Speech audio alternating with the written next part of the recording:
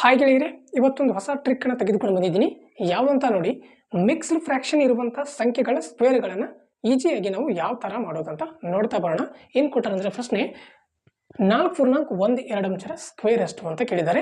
ಇದನ್ನು ಈಸಿಯಾಗಿ ನಾವು ಯಾವ ಥರ ಮಾಡೋದು ಅಂದರೆ, ಇಲ್ಲಿ 4 ಕೊಟ್ಟಿದ್ದಾರೆ ಅಂದರೆ ಇದರ ಮುಂದಿನ ಸಂಖ್ಯೆ 5 ತೆಗೆದುಕೊಂಡು ಇದನ್ನು ಗುಣಾಕಾರ ಮಾಡಬೇಕಾಗ್ತದೆ. 5 4 ಎಷ್ಟು 20 ಬರ್ತದೆ. ಮತ್ತು 1/2 ಸ್ಕ್ವೇರನ್ನು ಡೈರೆಕ್ಟಾಗಿ ನಾವು ಯಾವ ಥರ ಮಾಡಬೇಕಂದ್ರೆ ನೋಡಿ, 1/2 ಸ್ಕ್ವೇರ್ ಎಷ್ಟಾಗ್ತದೆ 1/4 ಆಗ್ತದೆ.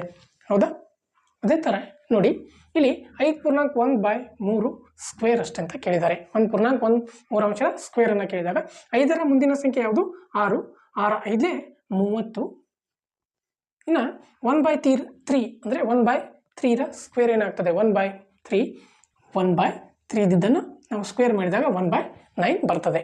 ಅದೇ ಥರನಾಗಿ ಇಲ್ಲಿ 2.12 ಸ್ಕ್ವೇರನ್ನು ಕೇಳಿದಾಗ 2ರ ಮುಂದಿನ ಸಂಖ್ಯೆ 3. 3 2 6. ಇನ್ನು 1/2ರ ಸ್ಕ್ವೇರ್ ಎಷ್ಟಾಗ್ತದೆ 1/4 ಆಗ್ತದೆ.